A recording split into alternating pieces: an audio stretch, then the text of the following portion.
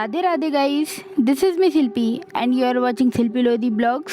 सो guys, अब हम जा रहे हैं सेवा कुंज, जो बिल्कुल निधिवन के ही समान है।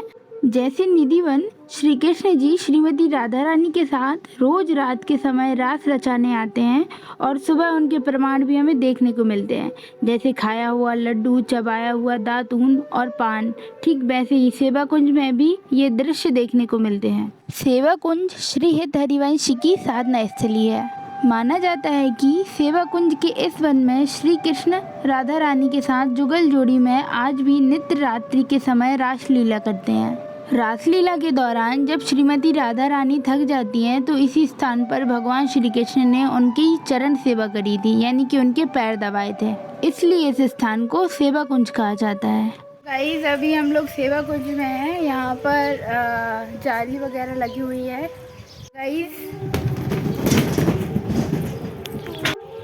गाइस बहुत ज़्यादा डर लग रहा है क्योंकि यहाँ पर बंदर भी हैं।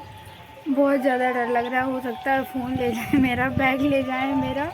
यहाँ आने वाले लोगों को बंदरों से नुकसान ना पहुँचे, इसलिए चारों ओर इस रास्ते में जालियाँ लगाई गई हैं। इस रास्ते में आप पूरे सेवा कुंज का दर्शन कर सकते हैं। सेवा कुंज के बीच में एक मंदिर है जिसमें श्री कृष्ण हमारी लाडली जी के चरण दबाते हुए अति सुंदर रूप में विराजमान है। गाइस, ये जो सेवा कुंज है वो हमारे श्री कृष्ण और श्रीमती राधा रानी की नित्य लीला स्थली है। सेवा कुंज के बीच में जो मंदिर है वहाँ पर कैमरा अलाउड नहीं है, इसलिए मैंने आगे शूट नहीं किया है। हम भक्त हैं श्रीमती राधा रानी और भगवान श्री कृष्ण के, इसलिए हमें मर्यादाओं का पालन जरूर करना चाहिए। श्री हित हरिवंश महाप्रभु जो भगवान श्री कृष्ण की वंशी के अवतार हैं, उनके द्वारा ये प्रकट स्थली है। रात्रि को आज भी ये परंपरा पूरे वन में है कि कोई भी पशु पक्षी जीव यहाँ पर नहीं रुक सकता। जो भी रात को यहाँ रह जाता है वो सुबह तक या तो उसकी मृत्यु हो जाती है या वो पागल हो जाता है। रात्रि की आरती हो जाने के बाद ये सारे बंदर भी यहाँ से चले जाते हैं।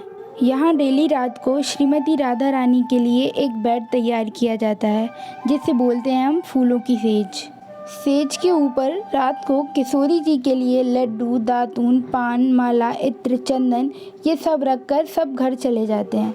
सुबह जब मंगला आरती होती है, जब दर्शन होता है तो लड्डू टूटे हुए मिलते हैं, दातून चबाई हुई और फूलों की सेज दबी हुई मिलती है। ये दर्शन आप प्रत्येक मंगला आरती के बाद कर सकते हैं।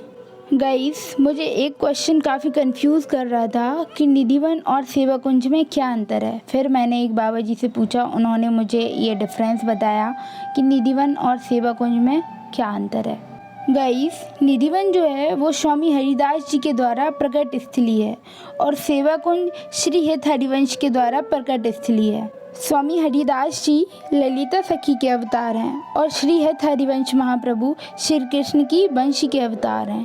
निधिवन जो है वो श्री श्रृंगार स्थली कहा जाता है और श्री सेवा कुंज रास स्थली कहा जाता है।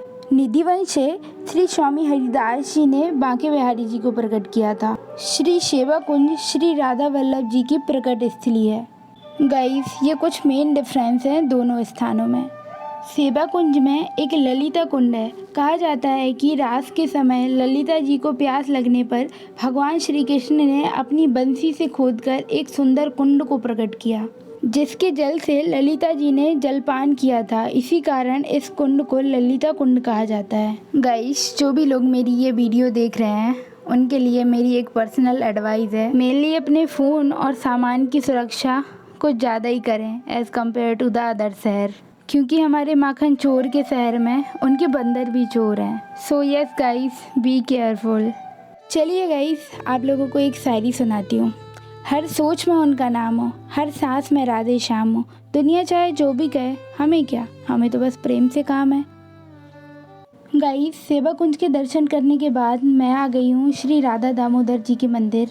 इस मंदिर में थोड़ा टाइम स्पेंड करने के बाद अभी हम लोग जाएंगे निधिवन। गाइस, अगर आपको राधा दामोदर जी के बारे में और जानना है और डीप में जानना है तो मैंने इसकी भी एक डेडिकेटेड वीडियो बनाई है।